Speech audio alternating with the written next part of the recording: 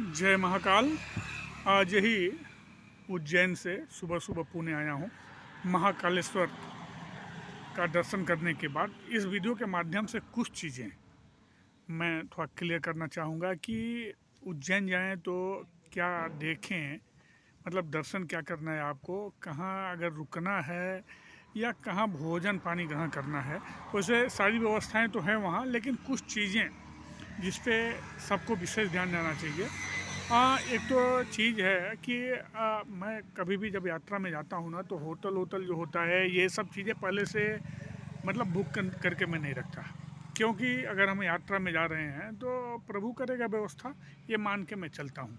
और दूसरी चीज़, जब मेरी यात्रा प्रारंभ हो जाती है उसके बाद मैं अपने में काफ़ी कुछ बदलाव लाता हूँ, क्योंकि बाकी चीज़ें चल रही हैं, सबको कुछ परेशानियाँ हैं, कुछ कष्ट हैं, लेकिन कुछ चीज़ें ऐसी हैं यात्रा करते समय ऐसे मैं थोड़ा सा कभी कभी उद्दंडता से भी पेश आ जाता हूँ, लेकिन अपने सीट पे भी मैं दूसरों को बैठने देता हूँ। अगर मैं यात्रा में जा रहा हूँ, कोई आ गया बैठना चाहता है या कोई महिला है उसकी कुछ सहायता चाहिए, कोई बुजुर्ग है, तो भाई वो यात्रा मैं मानता हूँ कि प्रभु के दर्शन करने हैं, तो ये सब चीज़ों से वो जो प्रभु का दर्शन है उसका जो प्रभाव हम पे पड़ेगा वो बहुत ज़्यादा पड़ेगा।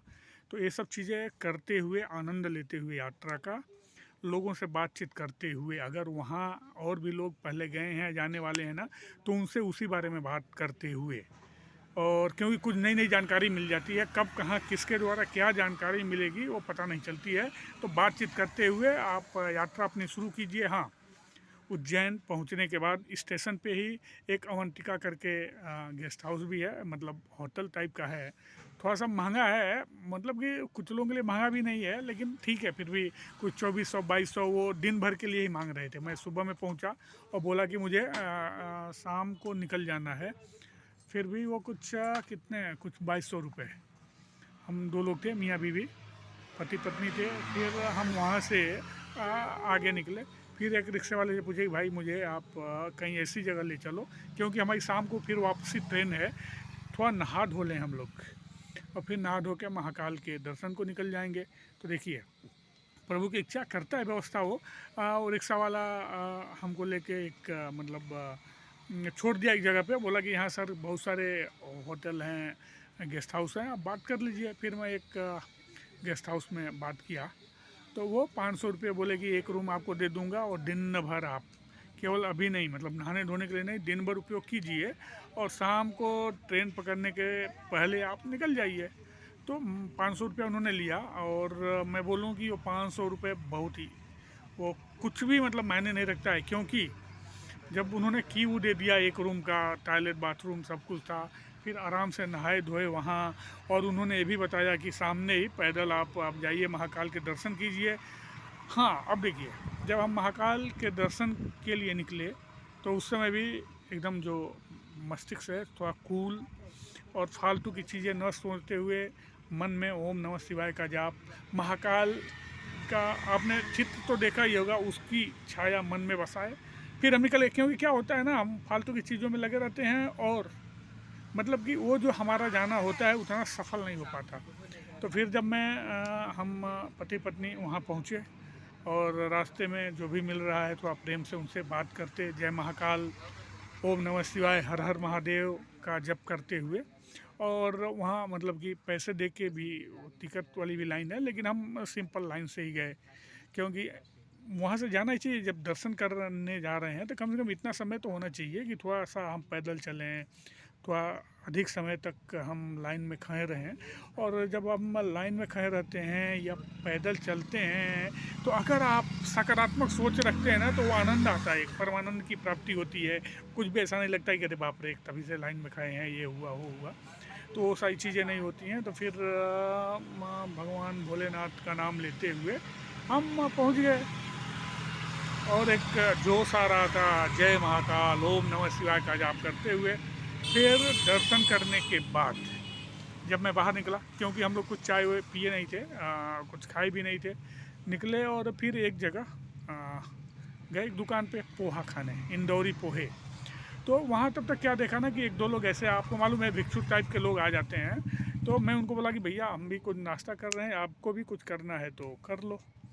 फिर देखिए ऐसे मतलब कि जब हम आप तीर्थ पे जाइए ना तो जो मस्तिष्क है ना उस तरफ से कुछ लोग बोलते हैं नहीं नहीं किसी को भी पैसा खर्च 10-20 रुपये 50 रुपये खर्च करने से कोई बहुत बड़ी बात नहीं हो जाती। हम किसी बहुत बड़े होटल में नहीं खाएंगे, अपना वही खर्चा पैसा बचा के अन्य लोगों की हम सेवा कर सकते हैं।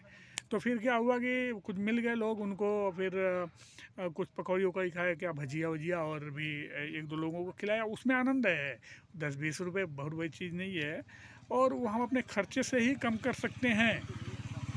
फिर क्या हुआ कि उसके बाद फिर होटल में गए, फिर थोड़ा सा आराम किए, फिर एक रिक्शे वाले का नंबर लिया था मैंने वहाँ के, उनको फ़ोन किया, वो आ गए और उनके आने के बाद उसमें बैठे और फिर वो 4-5 जगह, जिसमें एक आपका काल भैरव है उज्जैन में, वहाँ पहुँचे हम लोग।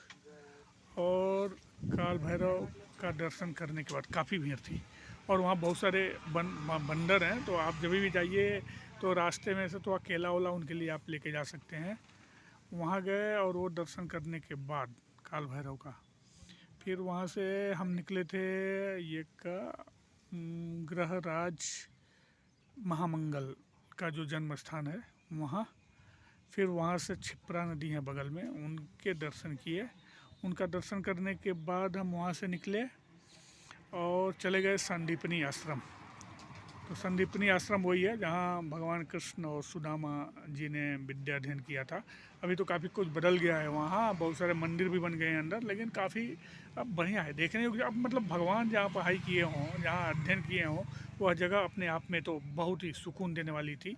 वही नहीं, जो उज्जैन है ना, वो कहा भी गया है कि जो सप्तपुरियाँ हैं ना, जिनका वर्णन पुराणों में मिलता है, तो काशी, कांची, अवंतिका, अयोध्या, और जो अवंतिका है यानी वही उज्जैन ही है। प्राचीन नगरी है, ऐतिहासिक पौराणिक नगरी है और बहुत ही सुंदर है एकदम। लोग भी एकदम बहुत ही कूल और बहुत ही हेल्पफुल, मतलब सहयोगी हैं। और मतलब कहीं कुछ समस्या नहीं है, लेकिन फिर से वही बोलूँगा कि जब आप किसी तीर्थ पे जाते हैं तो थोड़ा सा अपने में बदलाव लाने का, अपने व्यवहार में भी बदलाव लाने का। मैं बोल तो रहा हूँ, थोड़ा उजट दूँ। ट्रेन में ना कोई सीट पे बैठा हो, मेरे फटाफट बोलता हूँ जब गाँव जाता हूँ, जल्द उठो, बैठने दो, मेरी सीट है। लेकिन जब हम तीर्थ में निकलते हैं तो भैया आराम से, प्रेम से, आप भी बैठो, हम भी बैठते हैं। रात को मतलब वो खुद ही चला जाएगा बंदा कहीं और सीट पे, सो जाते हैं। तो ये सब चीज़ों का थोड़ा ध्यान रखने का, मतलब यात्रा के दौरान थोड़ा सा सकारात्मक सोच बहुत ज़रूरी है। और हाँ, मंदिर पे जब भी जाइए इधर उधर की बातें ना करके, जिस भगवान का मंदिर है जैसे ओम नमः शिवाय, जय महाकाल का जाप करते हुए फिर उधर से हम निकले और ट्रेन पकड़े और आज सुबह पुणे। तो ये रही हमारी यात्रा और हम चाहेंगे आप सबकी भी यात्राएं हमेशा मंगलमय होती रहें। तो फिर मिलते हैं अगले वीडियो में, तब तक के लिए नमस्कार।